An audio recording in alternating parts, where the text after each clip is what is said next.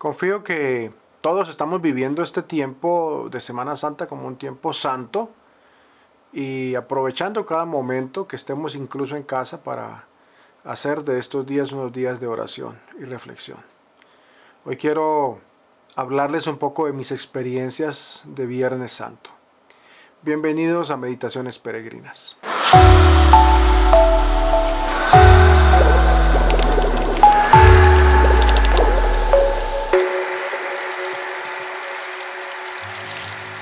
La celebración que hizo Jesús de la cena, la que recordamos los Jueves Santos, fue una celebración que debía suceder el viernes porque esa era la tradición. El cordero se mataba, era el 14 de Nisan. ¿Qué pasó? Me pregunté, yo no comprendía mucho acerca de la razón de semejante cambio. Y entonces cuando logré investigar y conocer un poco más las tradiciones judías y en los libros, fue algo como un flash que llegó a mi mente y en ese instante esa infusión de conocimiento como que adquirió un sentido grande en mi vida. Algo que no comprendía yo, pero que ya comenzaba a visualizar incluso de cuando iba a misa. Recuerdo que cuando estaba arrodillado en la iglesia, el sacerdote levantaba la hostia y decía: "Este es el Cordero de Dios que quita el pecado del mundo". Y esa palabra Cordero yo no entendía cómo era eso del Cordero de Dios, ¿sí? Quizá tú lo entiendas hoy, pero yo en mi momento no entendía eso del Cordero de Dios. ¿Recuerdan los textos que se leen los Jueves Santos, la preparación de la Pascua? Vale la pena mirarlos. Y vamos a centrarnos un poco en el Viernes Santo, pero desde los textos del día Jueves Santo, texto de la misa. El día era llamado el 14 de Nisan, y Jesús no lo celebró el día 14, sino el día 13, digamos así. No porque se hubiera olvidado, Jesús perfectamente sabía lo que estaba haciendo. Él y sus discípulos se comieron el cordero el día jueves en la noche, pero había un cordero reservado para el viernes, que era cuando se sacrificaba el cordero, 14 de Nisan, el Cordero de Dios. ¿Dónde estaba ese Cordero de Dios? Ya Juan el Bautista lo había dicho, en Juan 1:29 en el Evangelio está. Lo más asombroso es que cumplía con todas las características del Cordero que se debía sacrificar al caer la tarde del 14 de Nisan. Debía ser primogénito, el único hijo de Dios es primogénito, sin mancha ni defecto como Jesucristo.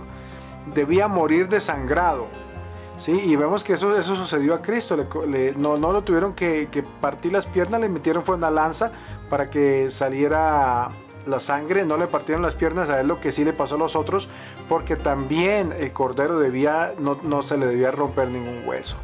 Sí, entonces si nos ponemos a mirar lo que significaba el cordero que debían preparar los judíos para la celebración de la Pascua, vemos ahí al Cordero de Dios, a Jesús.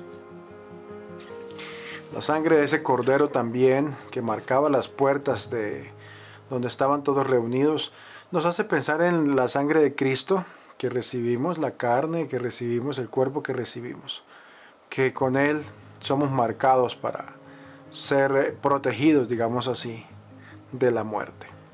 No existen las coincidencias cuando estamos hablando de las cosas de Dios. Es el cumplimiento de la profecía, y la Biblia está llena de profecía.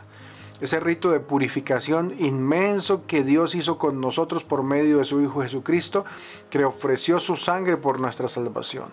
Lo que sucedió el jueves preparaba lo que iba a pasar el viernes.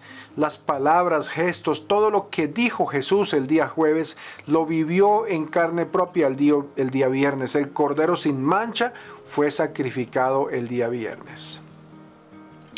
Es un gran regalo celebrar estos días. De hecho, si nosotros miramos un poco todo el ambiente de la Semana Santa, es como si fuera el día más largo, el gran día. De hecho, la liturgia funciona así. Nosotros hacemos una liturgia que empieza el día jueves y termina el sábado. No sé si se han dado cuenta que no hay bendición, por ejemplo, al final de la misa del jueves. No hay inicio de celebración con el nombre del Padre, como siempre lo hacemos el día viernes, ni el día sábado tampoco, hasta el final cuando ya se cierra con la bendición del final de la Pascua, o más bien con el gran grito del aleluya de la Pascua. Entonces es el gran día, el día más largo de la historia, digamos así, el día de la resurrección, ¿sí? Quiero compartirles una experiencia que viví en mi primer Viernes Santo como seminarista lejos de casa, ¿sí? Allí aprendí algo muy importante que debemos aprender todos, es la diferencia entre las expectativas y la realidad. Es fácil hablar de la cruz de Cristo, hablar de cargar la cruz, el dolor de Cristo, el sufrimiento de Cristo. Pero cuando uno tiene que enfrentarse a vivir esto es a otro nivel. Me acuerdo que aquel día me reuní con los líderes que estaban organizando el Via Crucis. Me dijeron que tenían preparada una cruz y que era una tradición que en cada estación una persona llevaba la cruz. Y claro que yo, como iba a hablar de cargar la cruz, me ofrecí para que en la primera estación iba a ser yo, el seminarista era el que iba a cargar la cruz en la primera estación. De una vez todos los que estaban en la reunión me preguntaron si estaba seguro de lo que decía. Bueno, yo me acordé de las palabras de Pedro cuando Jesús iba a salir para Getsemaní, en Juan 13:36.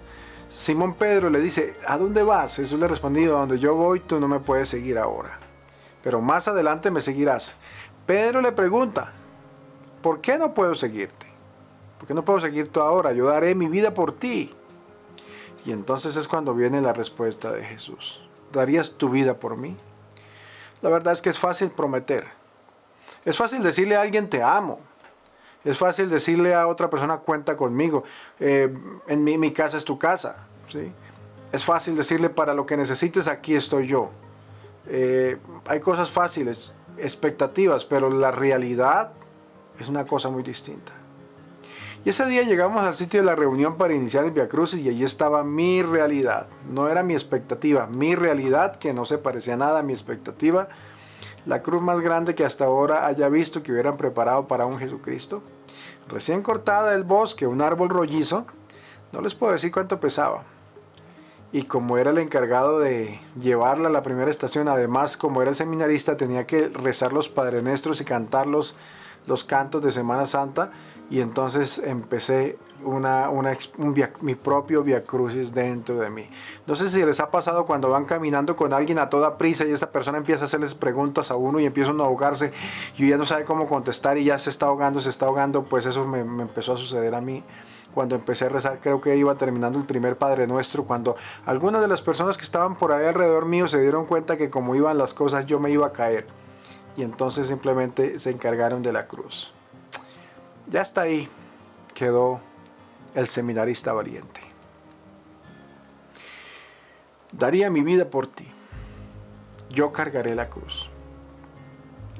La vida cristiana vivida de verdad es una cruz pesada. Quiero decir, ser cristiano no es la cruz.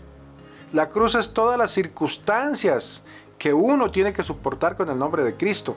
Y hoy veo que no estamos dispuestos a hacerlo. Nuestra fe nos la callamos. Y si en verdad queremos seguir a Cristo, más aún si somos ministros de la iglesia, hay que hacer renuncias, tomar decisiones. Y todo depende de nosotros porque también podemos llevar una vida light, una vida suavecita, una vida de fe a medias. Y mucha gente lo hace. La vida a medias. Vida cristiana a medias. Participar hoy de este acontecimiento de la muerte de Cristo nos invita a descubrir las consecuencias de querer vivir la fe con toda firmeza. Pidámosle al Señor ese valor. Pidámosle al Señor esa fortaleza. Para que en los momentos difíciles, en los momentos en que tenemos que enfrentar la cruz, tengamos el valor de tomarla y caminar nuestro propio calvario.